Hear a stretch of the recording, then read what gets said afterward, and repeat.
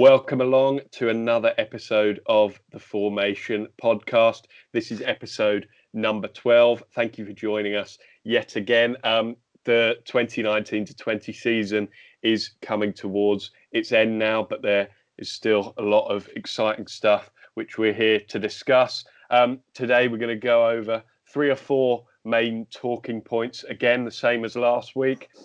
We've got Leicester's downfall in 2020. Are they going to make the top 4? Who knows? That's still to be decided, of course. We're going to talk about Southampton, Harry's team, and just how well they have done in recent weeks, but also since kind of December. They've had a very good run of form. Wigan Athletic in the Championship, the struggles they're facing off the pitch, but how they're defying that on the pitch. But we're going to start with Manchester City's UEFA ban. Before that, though, if you haven't watched before, we'll just go through our names. I'm George, and today I'm joined by Harry, Sam, and Devon. So it is time. We may as well get straight into it.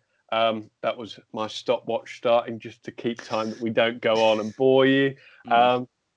Yeah, I doubt you would have heard it, to be honest. The microphone isn't that good, but that was what it was.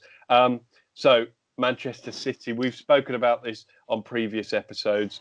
They had a ban which was threatened them with. It was a 2-year UEFA ban from European competition due to they supposedly broke FFP, financial fair play laws. But earlier this week, that ban was overturned after City appealed it, which means no, they'll be fine and they will be back in the Champions League again next season. Not that they've missed one, but they will be in it next year because their slot is already confirmed. Starting with you then, Harry, were you surprised at all to hear this was the decision they came to, or did you expect it? Pep Guardiola was very confident all the days leading up and the weeks leading up that it would be overturned. So I was sort of unsure. I wasn't sure whether it was going to get overturned or not, but his confidence it felt like he didn't know the decision, but maybe he had a slight inkling whether maybe something's gone on behind the scenes, because we know that FIFA and football in general isn't always the cleanest placed for rulings. I know it went to the Supreme Court and stuff like that, but to be honest, I wasn't too surprised. They got their fine reduced all the way back to 10 million euros as well, which is quite a drop from 30. And I know, Klopp's very unimpressed. Solskjaer doesn't really care that much, or at least he comes off in the way that he needs to focus on his games rather than everyone else's. But to answer your question, yeah, I'm not very surprised at this ruling. The race for the top 4 has been probably as wide open as it's ever been in the Premier League this year, and there was the thought that because Man City are in second, that 5th place would be enough. And since this news has come out, a lot of managers have said, "Oh, it's wrong," whatever. Sam, do you think this kind of signals the end for FFP, as a lot of people have been putting it? Yeah, I mean, I wasn't surprised at all when City overturned it. I think we've all seen those videos on Twitter of the Man City chairman walking with all those lawyers around the place. I think as soon as the ban came and City strongly denied it, I think we knew that it was going to get overturned, because clubs like Manchester City have exploited FFP for a long time now.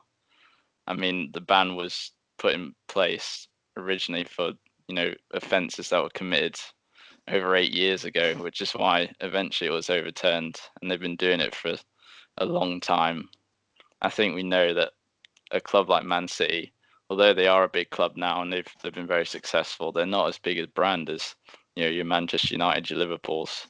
So they're gonna, the sponsorship money that they reported can't be right. I mean, and the links that the companies that sponsor them have with their owner, I mean, the evidence is quite substantial for me. I mean, they said it was insufficient evidence, so there is evidence there of wrongdoing. But yeah, I think FFP, they've got the cause is noble from UEFA, but they've got to reconsider it. And let's be honest, UEFA would probably fail FFP.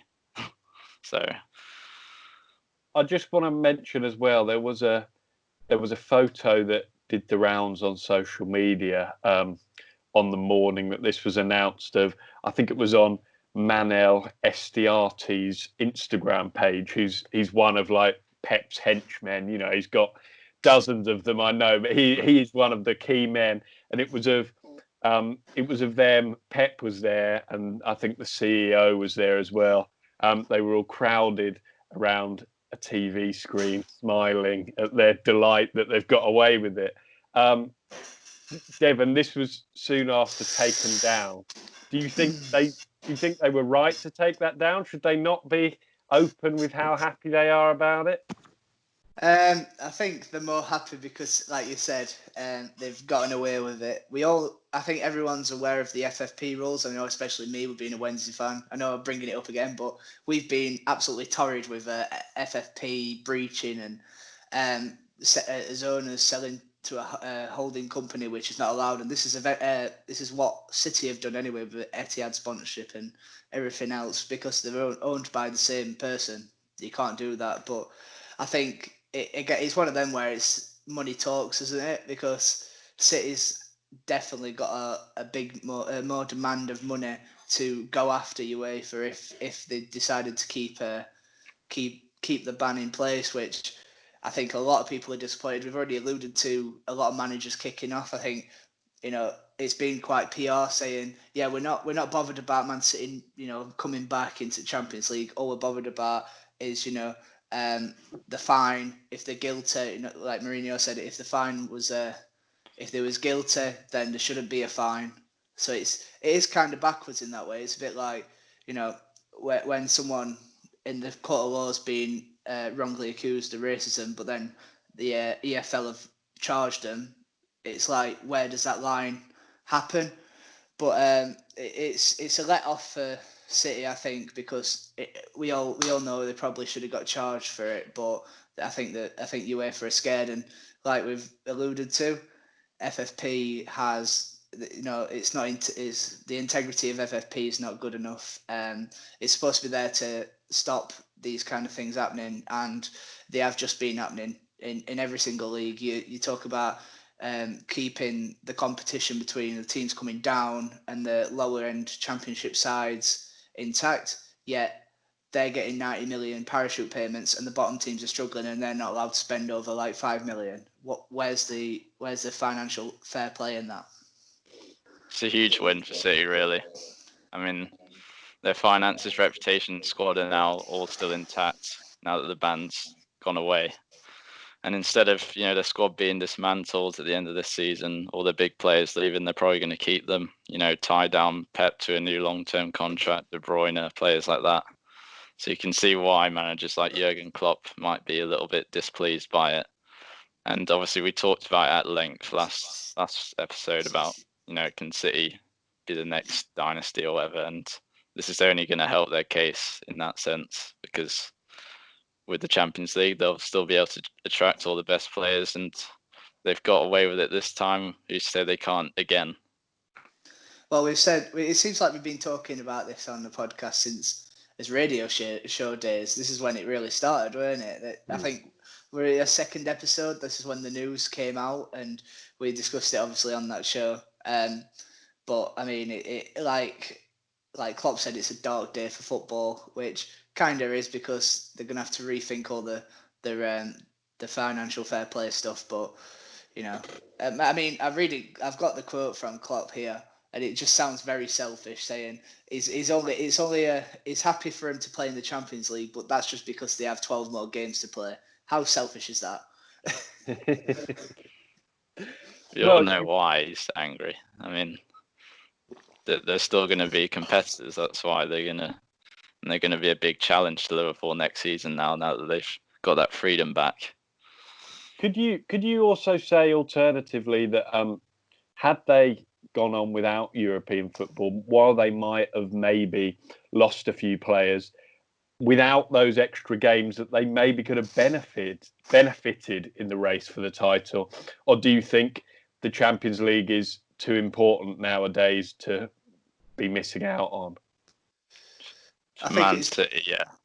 I mean, the Champions League is the biggest goal now for Man City. For Pep's legacy at Manchester City, it's all about the Champions League at this point. I mean, he's won the domestic treble last season, so has he really got anything to prove on a domestic scale? Probably not. So the Champions League is the main goal for them now. So go on, Devon.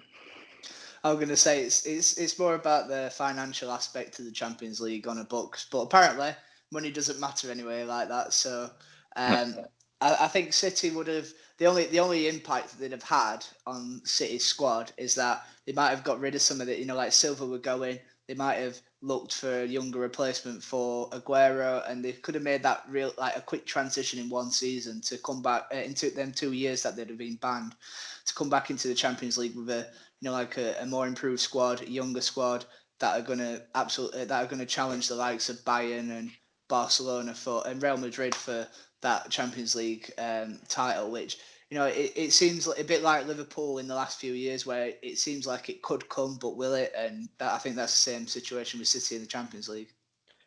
And Harry, I know we touched on this a little bit last week, but now we know definitively that they will be in the Champions League next year. How many years do you think Pep Guardiola has left at Man City?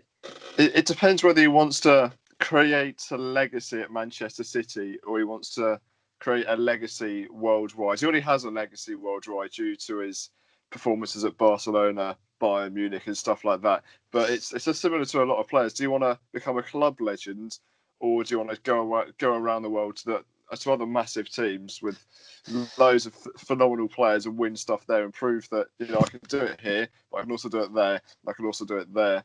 So I don't think he's going to. I think he'll sign a longish term contract, but I don't think he'll sign one after that. I think he'll do a few more years at Manchester City, and I think he'll move on. Would you agree with that, Sam, Devon? Yeah, I think it all rided on what was going to happen with this ban, and I think as soon as the ban was overturned, you saw the rumours that City were preparing a long-term deal for Pep Guardiola, and he's got everything he needs at Manchester City to create another Barcelona team of the early 2010s. Yeah. It seems weird how last week we were talking about Man City's fall, and this week we're talking about them becoming a dynasty again. That's what happens in football, especially with a team like Manchester City that are always up and down, and but they have the capabilities just to become dominant for a few years, and I think that's the difference between the early days of Manchester City's money influx and now is that they've actually got a bit of steadiness about them. As Sam said, it was all riding on that ban, and they ended up on the positive side of it. But as we mentioned, with their Champions League status confirmed for next year, it means that those teams in the race for the top four now, their fight for those places looks to be a bit tougher. And one of those clubs involved is, of course, Leicester City, who have had a fairly torrid 2020 so far, and it kind of went even worse for them last weekend. It was 1-0. They were 1-0 in front away at Bournemouth at half time. It all looked to be going very well indeed. Bournemouth having not won in a very long time, not since the restart anyway. I think it was dating back to February. And then Bournemouth scored 4 in that second half to win that game. Harry, how did that game go so wrong in the second half? I think their lack of conviction in the first half, only going a goal one up. I know Bournemouth haven't been phenomenal since the restart, but when you're only a goal up, any team can get into any game. You've seen that all across the restart when a team's been 1 goal down and then just be able to come back in Norwich, the game. whenever Norwich gets the first goal. Sorry, I didn't want to say it, but I think it was Kasper Schmeichel's mistake. Kasper Schmeichel's mistake when he had a poor pass out.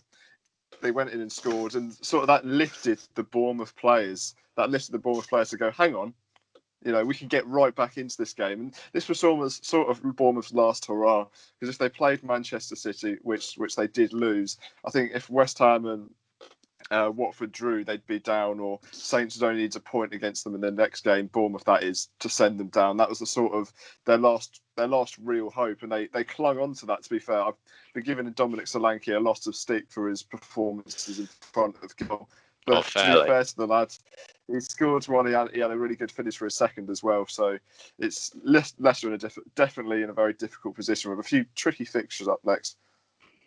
And I think Brendan Rodgers had a lot of criticism from the Leicester fans because he took Kelechi Iheanacho off at half time. He brought Dennis Pratt on, who is a midfielder, isn't he? So he left Vardy a bit isolated up front. Do you think that contributed quite a lot to it? Yeah, especially with them trying the 5 or the 3 at the back, whichever way you want to see it. I don't think they've played that formation yet this season. So without the wingers of maybe a Damari Gray or James Maddison, who's their main creative player, who's missed a lot of games since the restart, and apparently he might be a doubt for the last 3, which is huge for them. I think creating chances, obviously against Bournemouth, their defence was calamitous, but I think the main problem for them has been created chances without James Maddison. Their wingers like Pratt, like Gray, aren't exactly the most productive when it comes to setting up the forward players. So I think they've definitely struggled there. So they've won just one game since the restart, which was a 3-0 win against Crystal Palace. Their last away league victory came on New Year's Day. That was against Newcastle. So Devon, we've obviously mentioned we don't know yet whether they'll finish in the Champions League. It is still in their hands at the time of we're recording. They've got 3 games left. They play Man United on the final day. But on the basis of what they've shown in this calendar year, do you think that they would struggle in the Champions League if they got there? It depends, because I think it's one of them where they really are desperate for the season to have ended. Even I think obviously it's not a break as such because it was a worldwide pandemic, but that halt in the season came at the wrong time. They'd just been on a bad run of form, and then they played Aston Villa and got a 4-0 victory, and they looked brilliant in that game. Obviously, Aston Villa shy of confidence and everything in that, but then the season finished, and they just not seemed to have took that momentum back into it and implemented it. Ever since the restart, they've looked, they look like a mid-table side again, and I think when you've still got players like Damari Gray and Albrighton, and you're relying on them players, that's where the kind of cut-off line for the Champions League quality stops. Not taking anything away from them, from the 2 wingers, but when you look around their side, you've got winners and you've got average players, I think, and they really need to, if they were to go in the Champions League, I think they need to make 3-4 marquee signings just to be able to compete. Obviously, the last time they were in the Champions League, they still had the buzz from winning the league and that mentality, because even if Ranieri wasn't there, Craig Shakespeare carried on that mentality. And at the minute, tonight they play Sheffield United. I can't see them beating Sheffield United. I think United are too relentless and will absolutely dominate against Leicester, especially when when your head's down and they're missing Sonchu, who I don't rate as highly as people do anyway, but they're missing one of the key players, and especially with the form that Sheffield United are in, they kind of started off like Leicester, stumbling a little bit, but as soon as they got that win against Spurs, they've really rocketed in confidence. And yeah, I think I can't see them even beating Spurs or Man United at this rate either. Maybe one win tonight will spark that revival, but other than that, I think it's going to be 0 points out of 3 for Leicester.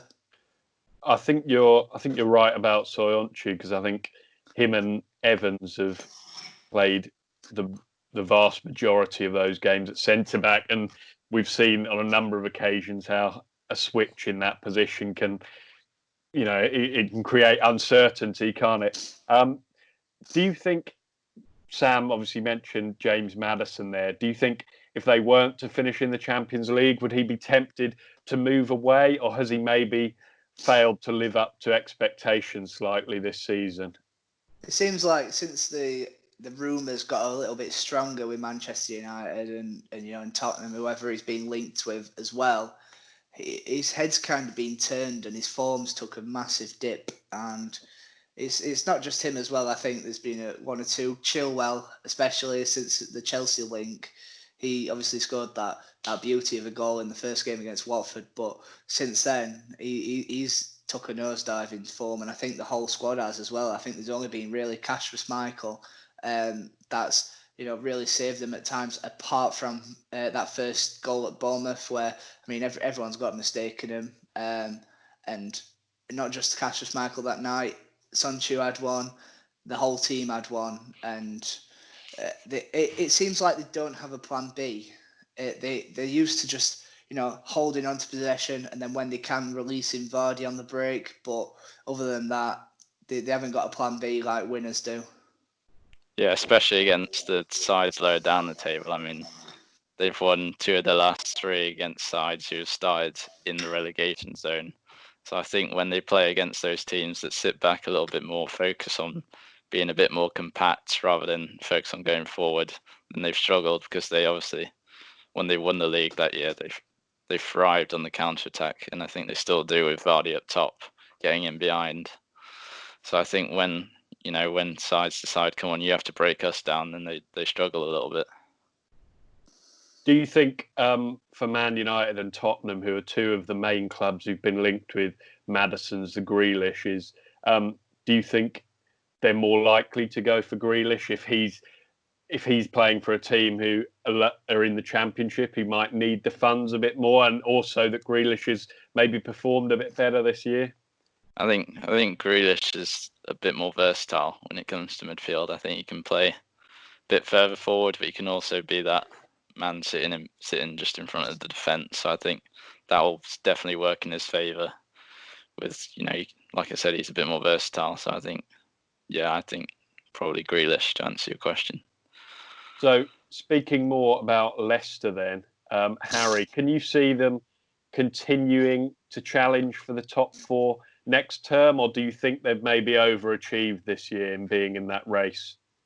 For me, it entirely depends on whether they lose a lot of their key players. It depends if they lose the sort of Chilwells, if they lose the Maddisons, and also just players like Wilfred Ndidi as well. I know he's not really been linked around, but Chilwell's dip in performance has also coincided with Wilfred Ndidi's injuries this season. The fact that when Chilwell didn't get Ndidi's protection, that's where a lot of his poor games have been. He's been a staple of their side. Whether he goes for a very strange reason that he's at the De Montfort University, so it'll be interesting to see how his studies change if he did leave.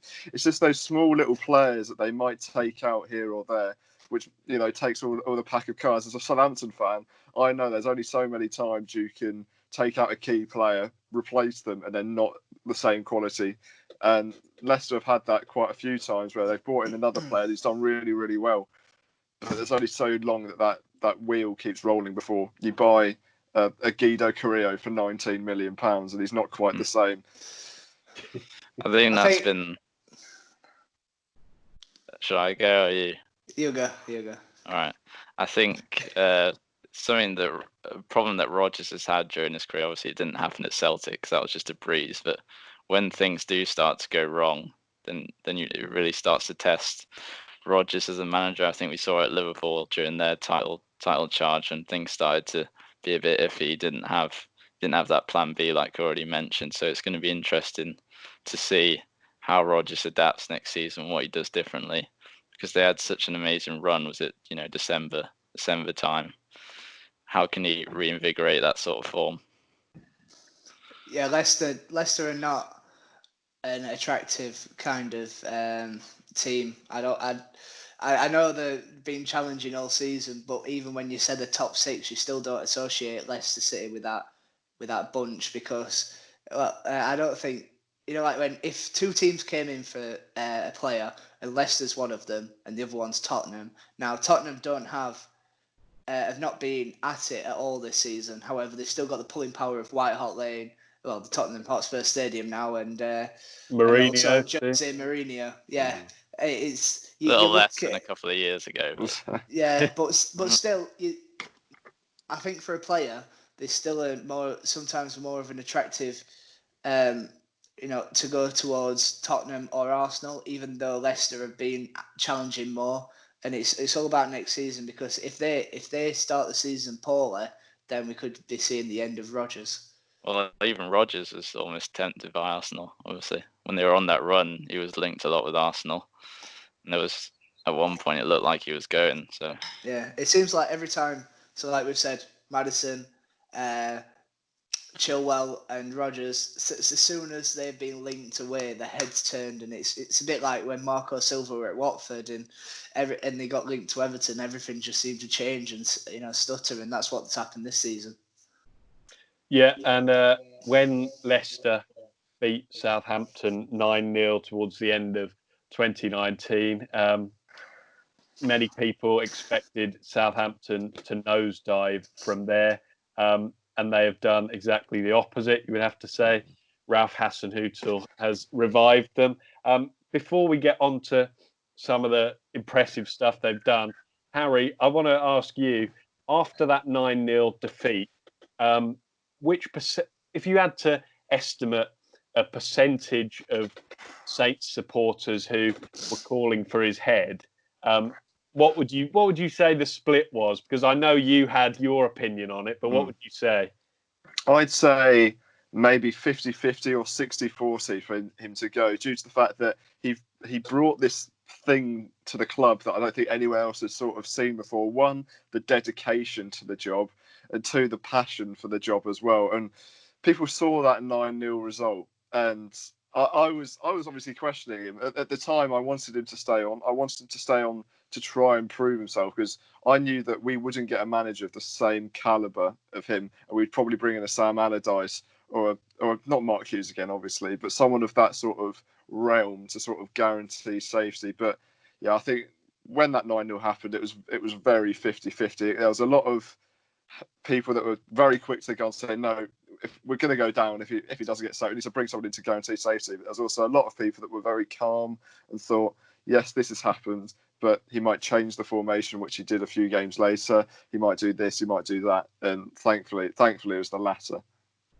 So that 9-0 defeat, as you mentioned, made him change formation. Do you think it was definitely the wake-up call that you needed? Because as we've seen just how well it's gone since. Oh yeah, it certainly was the wake-up call. But people sort of forget, after the 9-0 loss, we lost back-to-back games to Manchester City and then lost to Everton 2-1, which was a horrendous game. I think at the first half they had about 15 shots and we had 0, and we were only 1-0 down, just about staging the game before like an 85th minute winner. But after that game especially, I think that 9-0 was a big thing, but not a lot of people talk about that.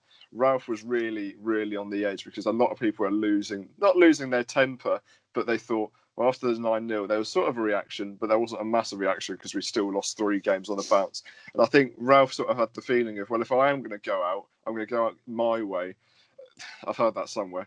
But he went to the 4-2-2 system and thought, you know what, this is what worked for me in Germany. I'm going to try it here. And if it doesn't work, fine, I'm off. But if it does, we could really do something here. And he went back to what he knows, and we picked up phenomenal results since. Yeah, and I think one of the stats which was doing the rounds on Twitter the other night was that Southampton have actually earned more points than Leicester since that 9-0 defeat, which is quite a stat considering where Leicester are. But it kind of illustrates what we've been talking about. And their form away from home as well has been excellent. They've won 8 times away from home and only lost 6 times. And we saw the other day too, Southampton getting a point at a Man United team who, you would have never expected that earlier in the year, would you? So, No. What do you think has changed, Sam, Devon, from watching from the outside point? I think I've been really impressed with Southampton's fitness since the restart. I think in the first game against Norwich, especially in that second half, I felt like they were just miles ahead of Norwich in fitness terms, and then against Manchester United to grab that late goal, which they definitely deserve for their early pressure, especially with they were getting in every time with Bertrand and Kyle Walker-Peters getting in behind the Man United defence, and the way they press and harried Manchester United's midfield, I think that's what led to, Paul Pogba having a pretty poor game. They just kept on him and on him and on him all game and kept going. I think, to answer your question, the biggest thing for me, especially since the restart, has been Southampton's work rate, especially off the ball, and their fitness. Yeah, you mentioned the high press. That's what ultimately led to Shea Adams' maiden goal for Southampton. Pressing on to Manchester City and forcing that mistake. I think we're seeing kind of flashes from when Pochettino was there, and the style of football, the way they held onto the ball, and they were more attacking and ruthless, as we've already mentioned a few times tonight. But they went straight at Manchester United instead of, if you're looking at that Brighton game, for example, you're thinking, oh God, if we give them, a little bit of space, they're going to absolutely punish us. And Southampton didn't. They took it on to Manchester United, and that's where Manchester United struggled. And I were very impressed with Southampton. And even when you go 2-1 down, I know Southampton in the past have come back to 2-2 and it's haunted them, and especially in the League Cup final, just to make Harry have PTSD. But yeah, surely if next season they just need to sort the home form out, and surely they'll be a contender for Europe, maybe. I mean, love to see it. They almost showed a different dimension to their game in the sense that Danny Ings had a pretty quiet game against Manchester United, but they didn't need him. I think Stuart Armstrong especially has been very impressive since the restart. 2 goals and 3 assists in the 6 games since the restart. So yeah, he's been one of your big players. Harry, we're praising you so much, as a lot of pundits on television have. Is there a bit of you that fears Ralph maybe being poached by a bigger team like Pochettino was? Devon was making the comparisons. I think there would certainly be a chance if he signed a 2-year contract extension, but I was phenomenally surprised and excited when he announced that he was going to sign a deal till 2024. So if it's 2022, I'll say, yeah, he's going to be here for a few years, and another big team's going to come in for him and take him away. But that's a sign of intent. If not, we'll get a massive compensation fee. But I think there's a big chance that he'll stay, because I think he's really seen a project here. I don't know how, because when he came in, we were awful, and since then, I think only Liverpool and Burnley out of the top 10 teams we haven't picked up points against. Second to fourth, we've beaten all of those. Again, in the bottom 3, apart from Bournemouth, out of the bottom 4, out of only Bournemouth, we've done the double over all of those teams. We've picked up important results in important places, and against the mid-table teams, yes, we've struggled a bit. But going into next season, it's going to be very interesting to see what happens. If we're going to have the bounce that people are expecting, or it's going to be the same as this season. The fact that loads of people are really, really excited because we've got Ralph Hasenhüttl, we've got his style of football, we've been playing his formation in pre-season, and then we lose 3-0 to Burnley on the opening day of the season, and it just caused a bit of a lull. So yeah, it's going to be interesting to see what happens. With next season, Harry, then, where does Ralph need to improve to make that next step up? Well, we're already close to signing a new centre-back in Mohamed Salisu from Real Valladolid. He's a 21-year-old Ghanaian that's been rated quite highly in the Spanish league. So like centre-back, I think is quite big. The wingers, apart from Stuart Armstrong, they don't get a lot of goals and assists. Redmond puts in a fair few, but after him, Boufal, Gineppo, Smallbone, although I think he's more of a central midfielder, they don't get involved a lot. For our full-backs, for as much as they bomb on quite forward, their goals and assists is quite low. So I think fullbacks, maybe a Højbjerg replacement as well, because once again, I like Smallbone and I like Romeu, but I think he's not very dynamic at all. So I think we need to bring in a new person there. But apart from that, I think the core of our squad is very strong in terms of the fact that they're all going for the same project. So I've not seen this in years, in the fact of it's just the small things like we're going the extra yards. You've seen it against Manchester City, and it sounds absolutely ridiculous. This sounds like a stupid thing to say, but when we celebrate goals, there's actually a smile on people's faces. When in the past when Tadic and Graziano Pella scored, yeah, they'd run off into the distance, but they're very straight-faced. It didn't really seem like they wanted to be there, whereas now there's smiles, there's happiness, there's genuine joy when we score, because it feels like we're going one step further to the end goal, whatever that is. Yeah, it is the little things. I can see why that's something that you would pick up on. You could still finish as high as 9th this year. I think that would include you winning all of your games, but I think they are winnable games from what I've seen. You've still got Bournemouth, haven't you? Which I'm sure will be one that you'll be keen to win. They were talking the big one at the start of the year, but like you say, it is an attractive proposition for players looking for a transfer into the Premier League. I would say it is one of those clubs for sure. We're going to move on now to our fourth and final talking point before the end of show quiz. We spoke about a 9-0 result earlier in the year. In the Championship this midweek, there was only one result which was getting all the attention. Wigan Athletic playing against Hull City, both of which could still find themselves in relegation trouble, but for different reasons, we should say. That game between Wigan and Hull finished 8-0. 8-0 to Wigan. It was 7-0 at half time. Quite a staggering result, to be honest, considering the circumstances. If we talk about Hull briefly first, and then we'll move on to Wigan.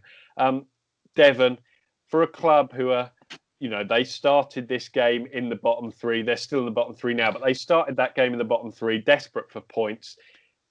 Is it inexcusable for that to happen and to lose by such a margin?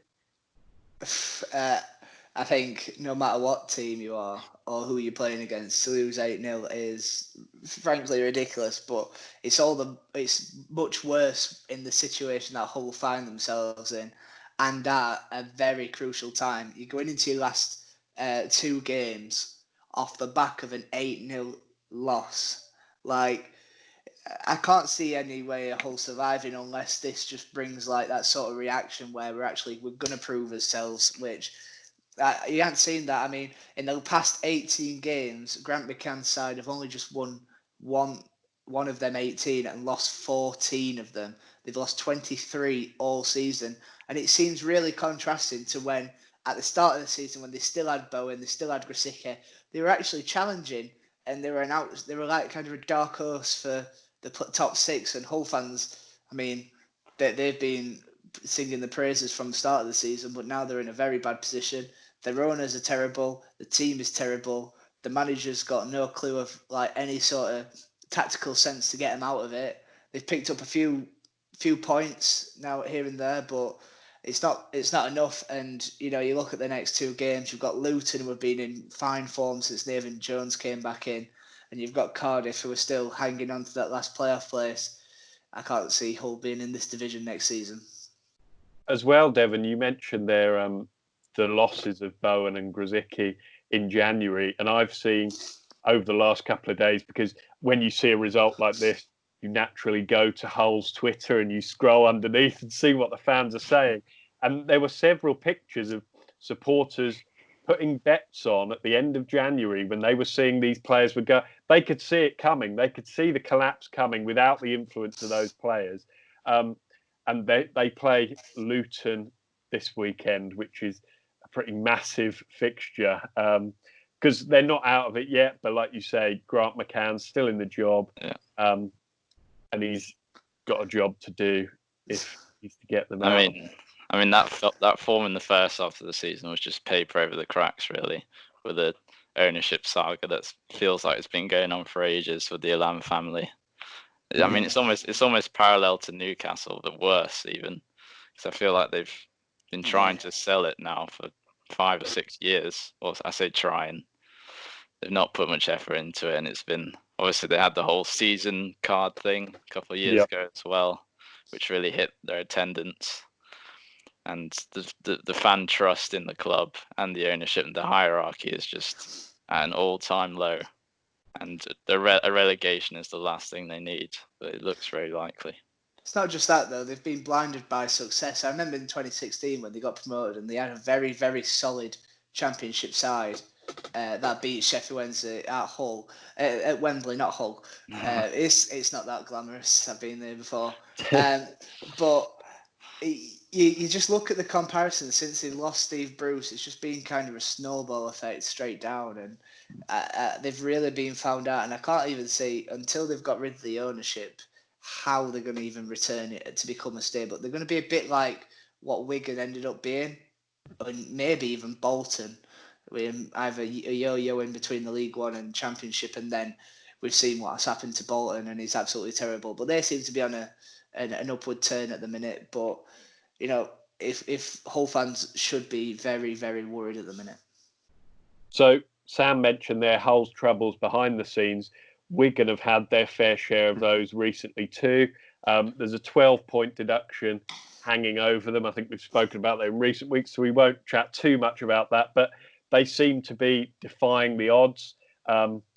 Their 2020 has been brilliant too. I'm just seeing here, in their last 11 games, they've lost one of them. And in the other 10, they've kept a clean sheet in all of them, which Talk is about solid. Yeah, is it staggering for a team in the bottom half, isn't it? I mean, they were the second lowest scorers before the whole game. So I think that just shows how impressive defensively they've been, and at home since the restart as well. So they're doing their best to fight off this point deduction. I mean, they're 12 points off now. Mm-hmm. Obviously, that 8-0 win is going to do a lot of good for their goal difference. It's not just... Oh, sorry. Go on. I was going to say, it's not just the points deduction, though. The playing squad are on 20% of the original wage just to, keep the club going. And, club directors are working for free.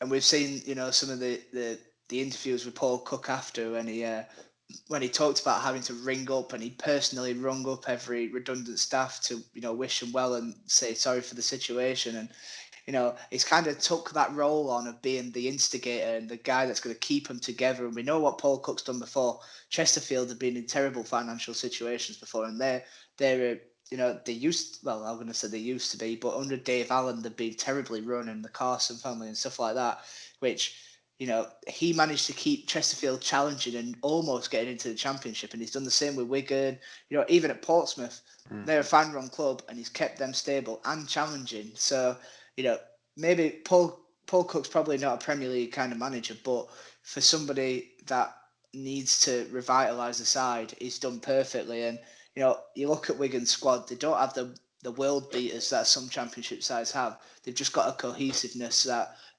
it's got a winning mentality at the minute. And I'm really chuffed for him, because, no club deserves to go into administration. But now they've got an opportunity in a second window almost. We've spoke about how it's strange how the EFL have let after just 4 weeks of a takeover from Dave Whelan, because he had it set up perfectly as to be stable, but not that next level. These guys came in, they were supposed to make that next level, and this has happened. But I'm really chuffed for Wigan that they've managed to drag themselves out. They've still got 2 games to go, and if they could with how the bottom 3 are at the minute, they probably need 4 points from them 2 games just to confirm. Mm-hmm. I'm kind of worried, because looking at our situation as well, to bring it back to Wednesday, where is our fight? Where is that passion? Even if we get deducted 9 points, which I think's the rumoured, lowest points deduction that they will. I think the highest is 15, the lowest is 9. If we get that, we're in the bottom 2 with 2 games to go, and we've got Fulham, who are in the still not out of the race for the top 2, I don't think, but they'll be getting the foundations ready for the playoffs. And then we've got Middlesbrough, who have got Neil Warnock, who would love to relegate us. So you must be fairly worried about that, Devon, because we've seen in recent weeks Stephen Fletcher leaving at the end of his contract. He wasn't the only player either, was he? And like you say, a 0-0 against Huddersfield the other day. So it must be in the back of your mind.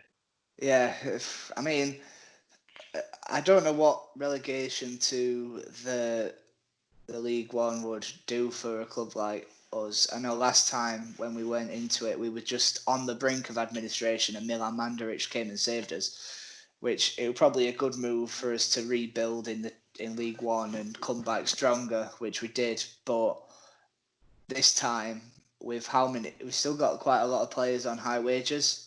Jordan Rhodes, for one of them, on 35 to 40 grand a week, and he's not even getting a look in. He's been absolutely terrible for us, and a terrible financial. He's one of the reasons why we're in this financial mess. But and I can't see. I'm hoping that because of City's win, that FFP don't stand up and go, you know what, we'll prove a point. Let's relegate then, because it just shows that it's a backward system, and if you've got money and you've got good lawyers, then you're going to get out of it. I mean, you mentioned Fletcher going. I think him and Fox are the only players that fans were worried about leaving. We didn't think they were going to leave. They had contract offers on there, but the rest of the players that have left, you could argue that they were surplus to requirements anyway. But it's more. I'm more worried about the points deduction really messing with us. I'm hoping it'll just be a fine. Yeah, I think we need at least consider the wage cap in the EFL. I think we see it in American sports, and you rarely see financial troubles over there in basketball and American football. I think just to help clubs out in a sense, to stop them getting into these situations of signing players to ridiculous contracts and fees and things like that. Just consider the wage cap potentially. I think it's going to be a weird one, because I don't think they would do it because of the money influx. If you've got a wage cap and players if you've got a star player, and they're capped at 20, and a Premier League or a foreign side come in for 25, they'd be more tempted to jump, and I think that's where the clubs will say, no, we want to pay as much as we want to pay that we can afford. Whether they do it as like a percentage of each club, I'm not sure how they do it in America, if it's just a set figure or it's a percentage of, right, your net worth's this, so then you can only spend this much. But, other than that, I can't see anyone agreeing to it just because of the competitiveness and how money works. I think we've pretty much discussed all our talking points now. I have got the quiz up and ready on my screen, if you can get your notepads ready. Don't worry, it's at the ready. I went and grabbed it just before we were doing it. I think this is the 19th quiz that we've done. That's mental, isn't it? Down a pen. That's obviously dating back to when we did the radio show on Phantom Radio. I bet Phantom's missing our ratings now, aren't they? They're looking at us. They're envious. And this week, I was struggling for a theme, to be honest. But then Harry Kane popped up last night and scored his 200th goal in club football. So I thought, we're gonna go on that. We're gonna make it all about Harry Kane. Sam's on the drink already with his Strongbow glass. So 5 questions. Stressful. 5 questions about Harry Kane coming right up. Okay, question number 1, if you're all ready. Kane had 4 loan spells away from Spurs as a young player. Can you name any of the 4 clubs? There's 4 points available. 4 different clubs. So you may as well write 4 down, but I will ask you to hold them up just to prove that you're not making them up as you go along.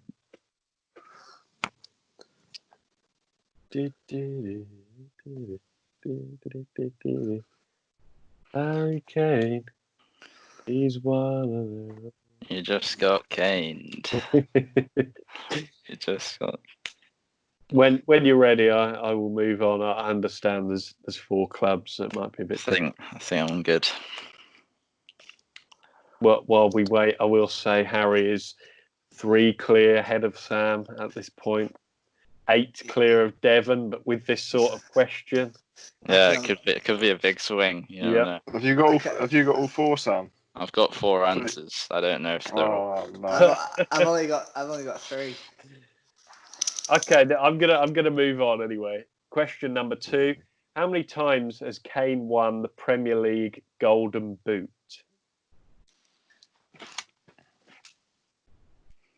He just got Kane. He does like scoring goals. He does. 250. Oh wait, no, it's It was 200 on it. 200. That's what I said. Sam, that's what I said. That should have been one of the questions. Test our memory. You just got cash. That's why I'm getting in your head, Sam. That's why. How many times won the Premier League Golden Boot? Okay. Take a guess. Question number 3.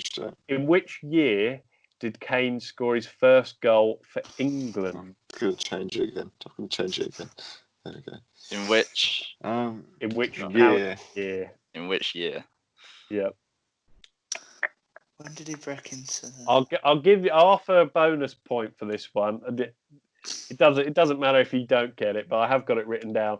Who were England playing against when he scored his first goal? Can you get the bonus point even if you don't get the year, or do you have to get both? Yeah, I'll say the year doesn't matter. Yeah, we'll just say there's 2 points. There's no shame if you don't get it. But is that a clue? I don't know. Yeah, I feel like it's... Okay. The trick question didn't score any. Yeah. Question number 4. So he moved on to 200. He actually moved on to 201 goals at club level with his double or his brace, but that's a cliche against Newcastle. How many of those goals have not been for Spurs? So we mentioned the 4 clubs he played for on loan. And we'll say this is the closest to answer. How many of those goals have not been for Tottenham? Are these club league goals, or are these just goals? Yeah, no, it's club level goals, so it's in the 200, yeah, as well. Yeah. Yeah. Is it even double figures? I'm saying nothing. I know he scored. I know one for definite because he scored. I think he scored his first career goal against Sheffield Wednesday. Oh. No. Who then? No. Okay. I nearly gave everyone a 3 point. Number 5. This one's pretty difficult. In October 2014, Kane scored a hat-trick in a Europa League game for Spurs before going between the sticks after Hugo Lloris was sent off. The question is, from which country were Spurs' opponents on that night from? The reason why I'm asking which country is because the name of the club is totally obscure.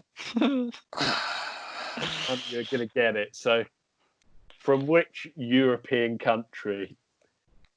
Maybe you can remember, but it's a bit of an impossible question. It's quite an obscure one. Yeah.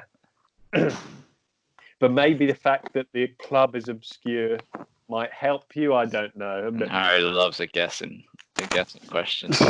I always get them right. I'm trying to think. I'm not somehow. I know it's a personal cliche, but I have no idea. Yeah. Let's go through some answers. Oh dear. So Kane had 4 spells away from Spurs as a young player. Can you name any of the 4 clubs? There's 4 points available. I'll start with Harry.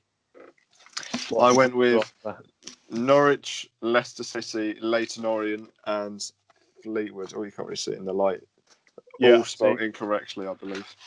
But Sam, what have you gone with? I've got Orient, Leicester, Norwich, but I've gone Millwall instead of Fleetwood. Oh, yeah. Okay, and Devon? Barnet. Yeah, I also went Leyton Orient, Norwich, Leicester, and then took a punt with Millwall. Oh, you've gone with the same quartet as Sam, and you're both correct. Yes! Darn it! Which means Sam closes the gap slightly on the lead. Yeah, I'll save him for more of a swing there, but I'll take one.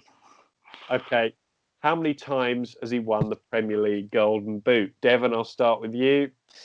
I can't remember him. I can remember him scoring a lot, but being outscored apart from the 15-16 season where he's got 1. So you've gone with 1 Golden Boot. Yep. I think. Sam? I've gone 3. So I think he Sam's went gone. back to back, and then maybe there's one other one. Okay, Damn. and Yeah. Harry? That's exactly what I was thinking. I thought he went back to back, but where have I put it? There it is. I put back to back, but also I thought there'd be a random one somewhere that I wasn't too sure about, so I went with 3 as well. He was trying to cover So all. it was against Hull, wasn't it? Like Yeah, when he scored like on the 4 final in day, one or day. two, Yeah. like, yeah. The final day.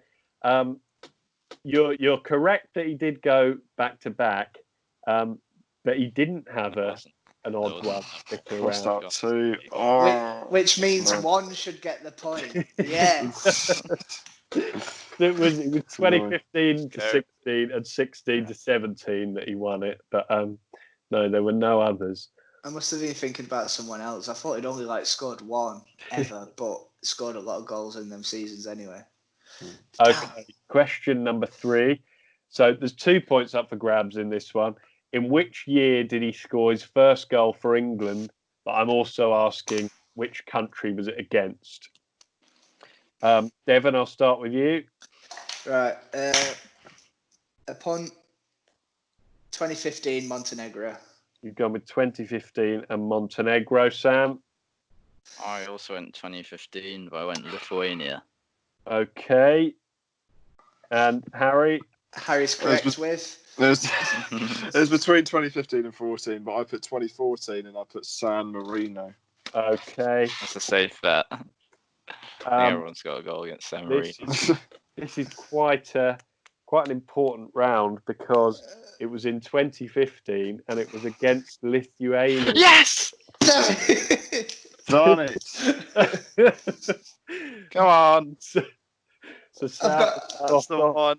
I've got 1 point at least. very good, very good work. I kind of remembered Yeah, because I can remember them wearing yellow, but I don't know. Good work. I feel like he came on as a sub or something and scored it in like. Yeah, 10 I think he did come off the bench. You're right.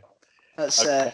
it's better knowledge than me. I just like Montenegro seemed to concede quite a few against us, apart from when they beat us that time. But Okay, so now we're on to the kind of the guessing questions, really. Kane's against Newcastle took him on to 201 goals at club level. How many of those goals have not been for Spurs? The closest wins. I'll start with Sam. I went 14. It can't Sam be a lot. with 14. Harry? I put 17. Harry's gone with 17. And Devon? I've gone with 12, so it'll probably be 13. Okay. Just to split me and Sam again. I can tell you, he scored 5 goals for Leyton Orient, 9 more than Millwall, 9. big fat 0 for Norwich, and 2 for Leicester.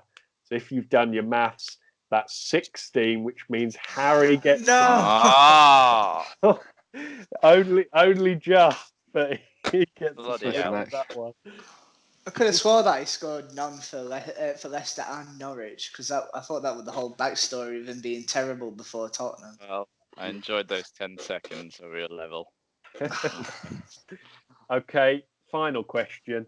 In October 2014, he scored a hat-trick in the Europa League for Spurs before going between the sticks when Hugo Lloris was sent off. But from which country were Spurs' opponents on that night from? I'll start with Harry on this one. I put, because I have no idea, Slovakia. You've gone with Slovakia, okay. And Sam, we'll go to you next. Ukraine. Devon? I thought it was something like Effenborg or something, so I've gone Norway, but I don't know if they're Swedish or not. I'll apologise for this one because it was a ridiculous question. I was just trying to make it harder, I suppose. The club were called Asteras Tripolis. Could be anywhere. And they're from Greece. Oh. Never would have said that, to be fair. Yeah, never would have gone on Greece. So yeah, I apologise on the podcast behalf for that one. Pathetic. We're sacking you. I think we might have to get a friend of the podcast back on from a Bundesliga expert. Oh dear. Let me just total these up while I just let the tension build. This is where we need is tension music again. I think I know. Okay. I've closed the gap. Sam but looks I think I'm- dejected. So I haven't. Devon has closed the gap Oh. slightly. By 1 point. On the top by 1 point. You're on 46. Sam now on 52. Harry on 53. So close. Going into the final few rounds. Nice. As we said, Yeah, we've only got about three more podcasts of this first series. There's only a few more left, so it's still all to play for. But that is the end of this week's podcast. Thank you for watching. Thank you for listening. We will be back next week. Of course, we will for episode number 13. That's a bit scary, isn't it? Maybe we just won't mention 13 on that episode. We'll write it. We'll write Unlucky for some. the number. But there's some big games coming up over the next week or so. There's the FA Cup semi-finals this weekend. Tottenham against Leicester as well, and the Premier League derby against Leeds. We know how big that clash is after last season. And then the Championship concludes on Wednesday, July the 22nd. So keep your eye out for that one. As Devon showed the publicity, follow us at _Fourmation. Tweet us in, whatever you like. If you've got something which you'd like to discuss. But until next week, see you later. See you later. Bye.